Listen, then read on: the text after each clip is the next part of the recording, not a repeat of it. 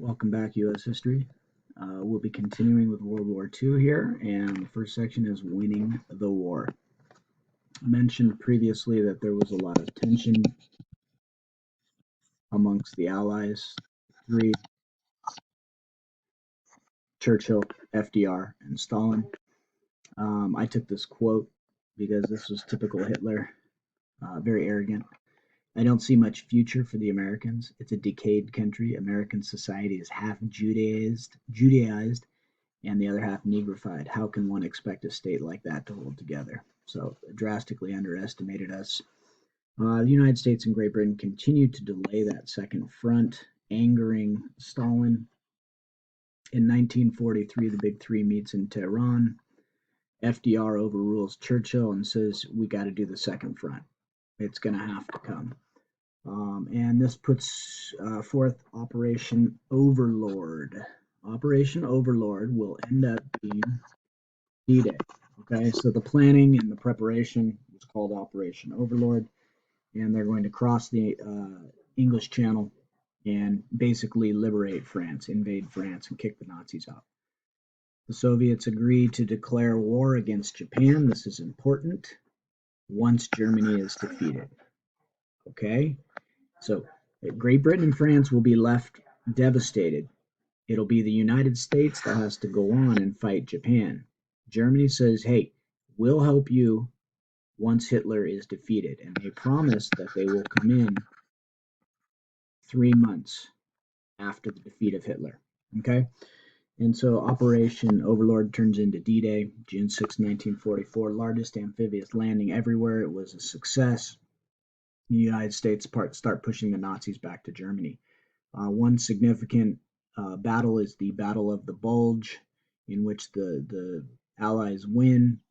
I'll show you that on the next page. And then this is an important turn of events. The Allies move from strategic bombing, i.e. bombing factories, railroads, military bases. We move from that to what's called morale bombing, civilians. We just bomb anything and everything. Okay, trying to break the will, trying to break the morale of our enemies with bombs. All right, it's a nasty, nasty decision. All sides engage in it. Nobody was innocent. I did not make you guys watch, but if you want to, there is a century called Civilians at War, if you are interested. It's a 2-segment piece. All right, so here, this is D-Day invasion here. We come from Great Britain. It was U.S., Canadian, British, and what was left of the French forces. We land here in Normandy, France, and that begins the pushback. Previous to D-Day, we had gone and liberated and taken control of North Africa and come up through Italy, okay? And that was why we delayed on the second front. We wanted... the U.S. wanted to do that first. So the Soviets are coming this way, and the Allies are coming this way. The last hurrah for the Nazis was this Battle of the Bulge, and they call it a bulge because this is the front right here, and they had managed to make it through our defenses to here, so it looks like a bulge in the line. And fortunately, the Allies were able to stop them and push them back. Okay, so the Big Three had been meeting continually every so often to try and determine what to do to end the war and then what would happen post-war. So the Yalta Conference is February of 1945. That's 1 month before Hitler commits suicide. And they each had very distinct demands. Every country wanted something different. Let's not forget, Great Britain is here in Europe and the Soviets are in Europe. So the United States does not have this. And this is the second time they've been attacked by Germany.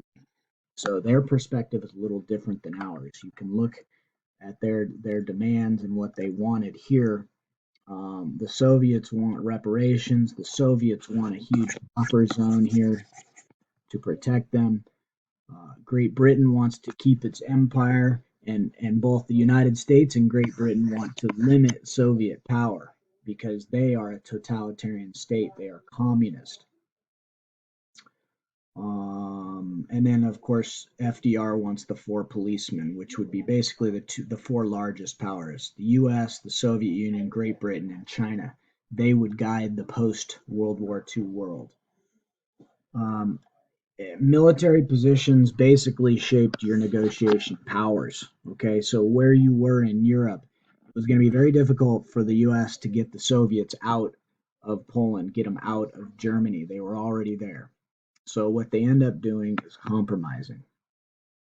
They set up the United Nations because obviously the League of Nations had failed with their policy of appeasement. So the League of Nations is no more. The United Nations will be set up. It'll be a little bit different. Again, Stalin agrees to enter the war 3 months after to help the U.S. against Japan, and they decide to split up Germany as well.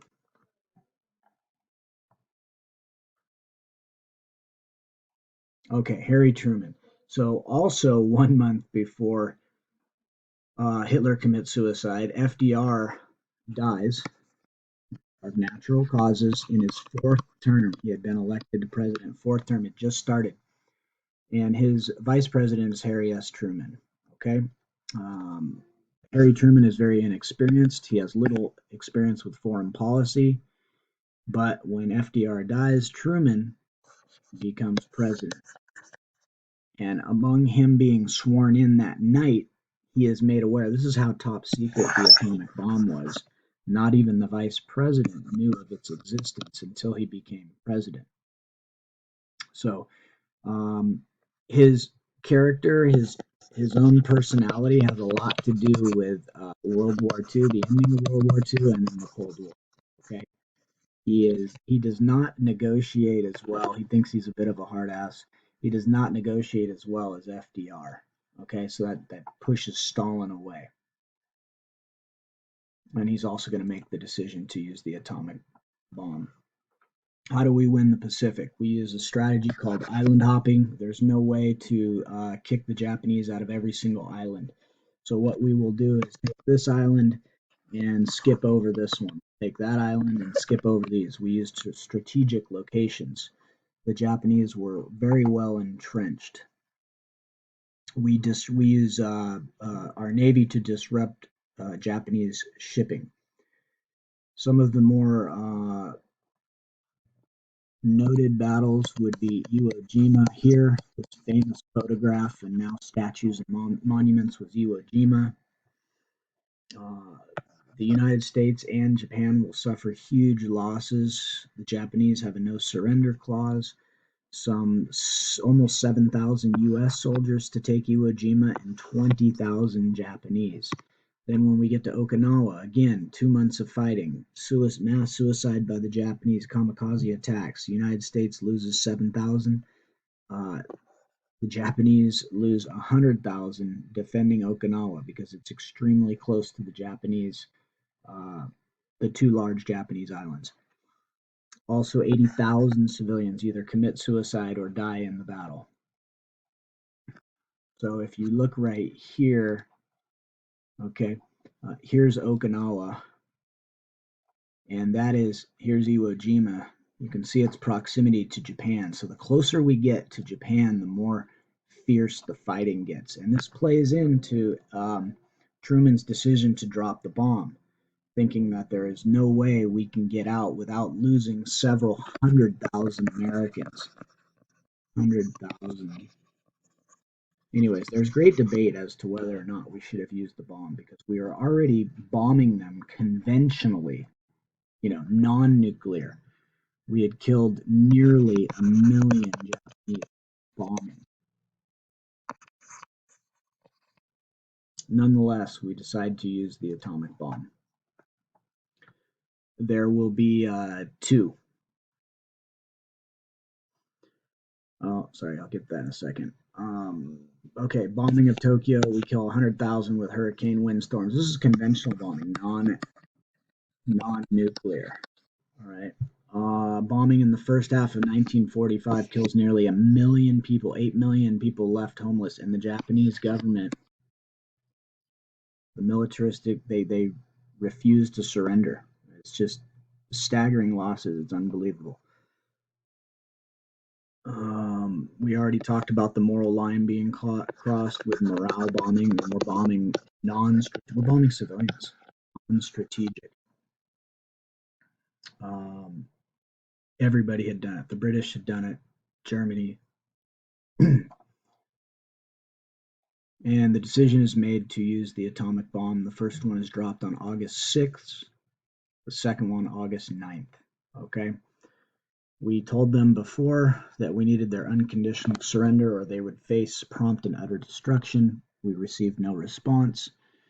August 6th was Hiroshima, August 9th, Nagasaki. The primary goal was to save U.S. lives. Truman and other military advisors want to avoid an invasion of Japan. And racism, anger, revenge also played a role in the decision to use the bombs. Post-war considerations had to do with it. You know, the United States would have this massive power. We're the only ones with the atomic bomb in the world, and we used it, so it would further our seat post World War II. It would have the Soviets on edge, might deter aggression, and then of course, once once the atomic bomb had actually been developed and it worked, tested in New Mexico. You'll see that in the century. Once we had the atomic bomb, we no longer wanted the Soviets to help us anymore. Remember, they had said they were coming in 3 months. Now we don't want their help. Why? Because of post-war. If we do the winning, then we do all the decisions afterwards and we control the land. Okay, we did not want the Soviets in. The effects of World War II, 55 million soldiers and civilians will die. Again, the Soviets, just like World War I, will take the brunt of it. 21 million dead, 1 out of 9 Soviets. The Chinese will lose 10 million, Germany and Austria together 6 million, Japan 2.5 million. A million more will die under Japanese control in Indochina. The United States, just like World War I, is fortunate to escape the war's devastation at home. We lose 300,000, which is very significant, but nothing compared to the other countries. And our country is out of the Depression and rebuilt. What we are left with is the United States with an atomic bomb, and we used it, versus the Soviet Union, the other winner, and two very different ideas on government. And that sets us up for the Cold War, the next chapter. We got democracy versus communism, totalitarian communism. All right, thank you.